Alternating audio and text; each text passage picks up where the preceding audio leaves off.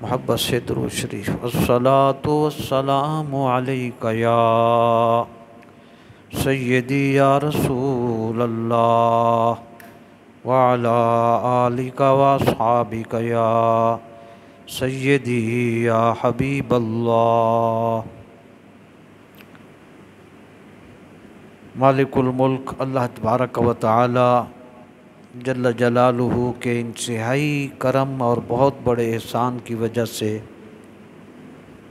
آج جمعۃ المبارک کی گفتگو کا جو موضوع ہے وہ ہے حضور علیہ السلام کی تشریف آوری،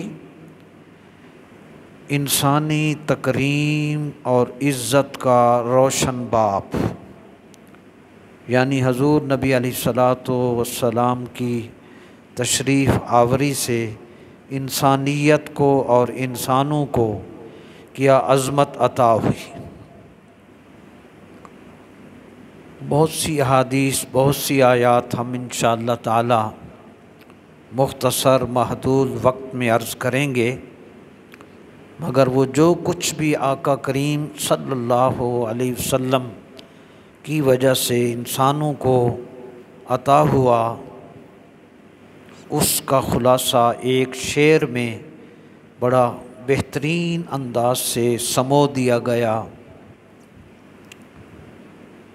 ایک عرب نے آدمی کا بول بالا کر دیا، ایک عرب نے آدمی کا بول بالا کر دیا، خاک کے ذروں کو ہمدوش ثریا کر دیا، خود نہ تھے جو راہ پر اوروں کے ہادی بن گئے، کیا نظر تھی جس نے مردوں کو مسیحا کر دیا۔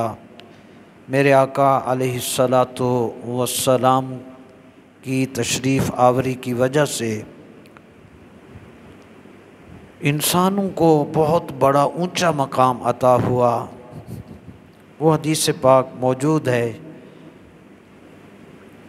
کہ جب ایک حضور کے صحابی نے حضور کے سامنے رو رو کو کر زارو قطار رو کر اتنا روئے وہ صحابی کہ ان کی داڑھی مبارک آنسوں سے تر ہو گئی، تو سرکار صلی اللہ علیہ وسلم نے اپنے اس صحابی سے اس قدر رونے کا سبب پوچھا، تو پھر انہوں نے زمانہ جاہلیت میں جو انہوں نے ایک کام کیا تھا، اپنی بیٹی کو انہوں نے اپنے ہاتھوں سے زمین میں زندہ دفن کیا تھا، وہ واقعہ بیان کیا، رو رو کر کے ایسے ایسے ایسے ایسے۔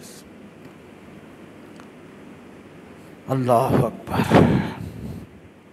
معزز حاضرین، تو وہ رو رو کر اس صحابی نے جب اپنی بچی کو زمین میں زندہ دفن کرنے کا واقعہ بیان کیا، اور آخری جملہ یہ تھا کہ جب میں اس کو دفن کر رہا تھا تو وہ انتہائی مصیبت میں رو رو کر اپنی ماں کو پکار رہی تھی، تو یا رسول اللہ اس وقت میں اس منظر کو یاد کر کے رو رہا ہوں۔ اس واقعہ کو سن کر میرے محبوب نبی کریم علیہ السلام کی آنکھوں میں آنسو آ گئے۔ یہ حضور کی آمد سے پہلے انسانیت کا حال تھا۔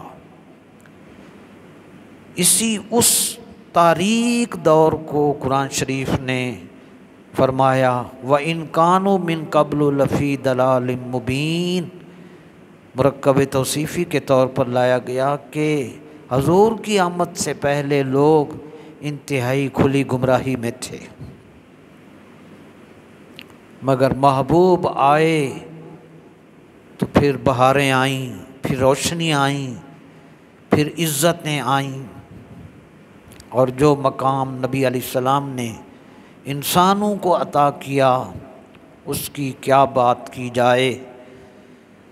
نبی علیہ الصلاۃ والسلام نے پہلی عزت انسان کو یہ عطا کی کہ انسان کو بتوں کی عبادت سے ہٹا کر معبود برحق جل شانہ کے آگے سجدہ ریز کر دیا کہ تو اللہ کے آگے سجدہ کر، اور اللہ کے آگے سجدہ کرنے کی وجہ سے انسان کو در در کی ٹھوکروں سے نجات ملی۔ یہ پہلا کرم تھا حضور کی آمد سے صلی اللہ علیہ وسلم۔ اسی کو علامہ نے اقبال علیہ رحمہ نے کہا تھا، یہ ایک سجدہ جسے تو گراں سمجھتا ہے، ہزار سجدے سے دیتا ہے آدمی کو نجات۔ یہ تو ایک نقطہ۔ دوسرا، اس بے نیاز کو جس کے آگے حضور نے ہمیں جھکا دیا، اس اللہ کو اپنے بندوں سے کتنا پیار ہے ہم تصور میں بھی نہیں لا سکتے۔ ہماری عقل اس محبت کا احاطہ نہیں کر سکتی۔ نبی علیہ السلام نے جس محبوب معبود کے آگے ہمیں جھکایا، تو اس اللہ کو اپنے بندوں سے کتنا پیار ہے، ذرا اس کو بھی دیکھیں۔ یہ دوسرا نقطہ ہے۔ وہ ڈائریکٹ سورہ لقمان میں اپنے بندوں سے خطاب کرتا ہے، وہ آیت کھینچتی ہے، دل کو کھینچتی ہے۔ کاش کہ ہم قرآن سمجھ لیں، جس دن سمجھیں گے اس دن آپ کی دنیا بدلے گی۔ قرآن شریف میں سورہ لقمان میں اللہ تعالیٰ نے ارشاد فرمایا، سوالیہ انٹیروگیٹو سینٹنسز کے طور پر بے نیاز نے بیان کیا، الم ترو ان اللہ سخر لکم ما فی السماوات و ما فی الارض۔ اللہ اکبر، کیا تم نے نہیں دیکھا؟ دیکھو براہ راست اللہ ہمیں حضور کی وجہ سے خطاب فرما رہا ہے۔ کیا تم نے نہیں دیکھا کہ اللہ تعالیٰ نے فرما بردار بنا دیا ہے تمہارے لیے جو کچھ آسمانوں میں ہے اور جو کچھ زمین میں ہے۔ زمین پر کھدائی کر کے چاہے مسجد بنا دیں، چاہے کھدائی کر کے گندم کاشت کر دیں، انکار نہیں کرتی، تابع ہو گئی۔ جانور کو ذبح کر لیں، تابع ہو گیا۔ اللہ اکبر۔ اس کو یہ آنکھ اللہ نے پھر آگے فرمایا، وَأَسْبَغَ عَلَيْكُمْ نِعَمَهُ ظَاهِرَةً وَبَاطِنَةً، اور زمین و آسمان کی ہر چیز کو تمہارے تابع بھی کر دیا۔ اگلا جملہ، اور اللہ تعالیٰ نے تم پر ہر قسم کی ظاہری اور باطنی نعمتوں کی بارش کر دی، تمام کر دی، ظاہری بھی باطنی بھی نعمتیں اللہ نے تم پر تمام کر دیں۔ اس کو علامہ نے اشعار میں کہا تھا، کھول آنکھ زمین دیکھ، فلک دیکھ، فضا دیکھ، مشرق سے نکلتے ہوئے سورج کو ذرا دیکھ۔ اسی کو قرآن شریف نے سورہ بنی اسرائیل میں بتایا، وَلَقَدْ كَرَّمْنَا بَنِي آدم، اور بے شک ہم نے بڑی عزت بخشی اولاد آدم کو، وَحَمَلْنَاهُمْ فِي الْبَرِّ وَالْبَحْرِ، اور ہم نے انسانوں کو سوار کیا مختلف سواریوں پر، خشکی میں اور سمندر میں، وَرَزَقْنَاهُمْ مِنَ الطَّيِّبَاتِ، یہ جو جہاز آتے ہیں نا، گاڑیوں کے جہاز آتے ہیں اور سامان کے، کبھی ہم نے غور کرنے کی زحمت ہم نے نہیں کی۔ یہ ساری کائنات میں جو یہ جہازوں کی اندر جو سامان کے منتقلی کی جو ایک پوری چین چل رہی ہے، آسمانوں میں جا رہے ہیں، سمندروں میں آ رہے ہیں، اس میں کیا ہوتا ہے؟ اللہ نے فرمایا، وَرَزَقْنَاهُمْ مِنَ الطَّيِّبَاتِ، اور ہم نے انسان کو پاکیزہ چیزوں سے رزق دیا۔ وہ رزق ہوتا ہے انسانوں کا، کہیں گندم ہے، کہیں اناج، کہیں پھل، کہیں کچھ، سمندروں میں ایک بر اعظم سے دوسرے بر اعظم کی طرف جا رہا ہے۔ اور اگلا جملہ، وَفَضَّلْنَاهُمْ عَلَىٰ كَثِيرٍ مِّمَّنْ خَلَقْنَا تَفْضِيلًا، یا ممن خلق تفضیلا، اور ہم نے فضیلت دی انہیں، خلقناہم، ہم نے فضیلت دی انہیں بہت سی چیزوں پر جن کو ہم نے پیدا فرمایا۔ خلقنا تفضیلا وفضلناہم، اور ہم نے ان کو فضیلت دی بہت سی چیزوں پر جن کو ہم نے پیدا فرمایا، بڑی نمایاں فضیلت تھی۔ اسی کو علامہ نے ترجمہ کیا اس آیت کا، ہیں تیرے تصرف میں یہ بادل یہ ہوائیں، اللہ اکبر، انسان کتنا اونچا بنایا مالک نے، ہیں تیرے تصرف میں یہ بادل یہ ہوائیں، یہ گنبد افلاک یہ خاموش فضائیں۔ ہم فضاؤں میں کتنے ایروپلین اڑ رہے ہیں، کس کی کائنات ہے؟ سو مالک نے یہ دوسرا کرم کیا۔ تیسرا نقطہ، پھر انسان کو جب پیدا فرمایا، انسانی عظمت، انسانی تخلیق کا مقصد کیا ہے؟ پیسے اکٹھے کرنا نہیں ہے۔ انسان کی تخلیق کا ایک تو نعمتوں کا بیان کرنے کے بعد انسان کو کیوں پیدا کیا، یہ بہت بڑا کویسچن تھا۔ تو اللہ تبارک و تعالی نے انسانی تخلیق کا مقصد عبادت خداوندی اور اللہ کی رضا، بس یہ ہے مقصد۔ ان صلاتی و نسکی و محیای و مماتی للہ، میری زندگی میری موت اللہ کی خاطر، تو اللہ کی رضا، وہ راضی ہو۔ وما خلقت الجن والانس الا لیعبدون، میں نے انسانوں اور جنوں کو صرف اپنی عبادت کے لیے پیدا کیا۔ اس کو علامہ کا شعر ہمیں قرآن شریف کی آیت میں علامہ اقبال سمجھاتے ہیں، فرمایا اسی روز و شب میں الجھ کر نہ رہ جا، صبح آفس جانا تو پھر فلاں کام، بچیاں دے کام تے یہ تو صبح تو شام، شام سے صبح، اللہ کی یاد، اللہ کی عبادت۔ دنیاوی زندگی کے مقابلے میں آخرت کی زندگی اور جنت الفردوس کا اللہ نے تصور دیا، یہ مقصد۔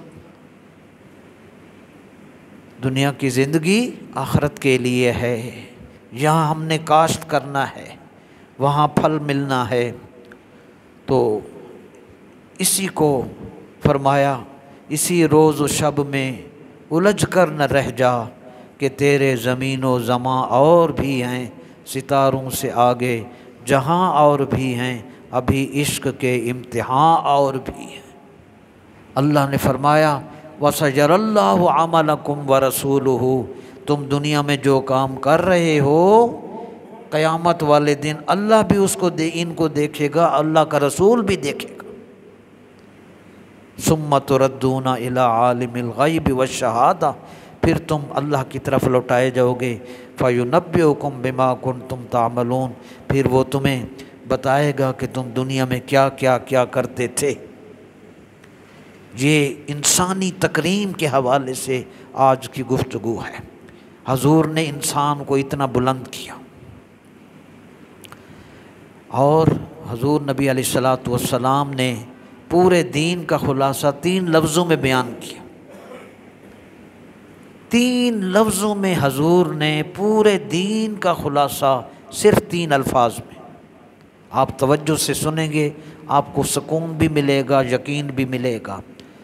یہ حضرت شیخ نے مدارج النبوہ کی پہلی جلد میں یہ حدیث شریف لکھی ہے۔ نبی علیہ السلام نے ارشاد فرمایا، ایک تو دین ہے نا 30 سپارے، اور ایک دین ہے حضور کی احادیث 6 صحیح کتب جو رسول اللہ کے ارشادات کی ہیں، وہ بھی دین، قرآن بھی دین۔ لیکن آپ اتنے خوش قسمت ہو، حضور کی زبان سے 3 جملوں میں پورا دین حضور نے بتا دیا۔ صرف 3 جملے، 3 لفظ ہیں، بلکہ ایک جملہ ہے، 3 لفظ ہیں، بلکہ 2 لفظ ہیں، اور اگر تیسرے کو ملیں تو 3 لفظ کا جملہ ہے، اس میں پورا دین حضور نے بتا دیا۔ یہ میرے آقا کی عظمت کو سلام۔ اعلیٰ حضرت نے فرمایا، میں نثار تیرے کلام پر ملی یوں تو کس کو زبان نہیں، وہ سخن ہے جس میں سخن نہ ہو، وہ بیان ہے جس کا بیان نہیں۔ حضور کو اللہ پاک نے ایسی گفتگو کے لیے الفاظ عطا فرمائے، 30 سپاروں کا خلاصہ اور تمام احادیث نبوی کے مطابق دین کا خلاصہ ایک جملہ، اور اس کے 3 لفظ ہیں، ایک جملہ ہے۔ حضرت شیخ نے مدارج میں لکھا ہے دین کیا ہے، پڑھیں تو 30 سپارے اور حدیثیں ساری پڑھیں تو دین، اور حضور نے اس کا خلاصہ سمری کیا، ایک جملہ فرمایا الدین النصیحۃ کلہ، دین سراسر خیر خواہی کا نام ہے، دین سراسر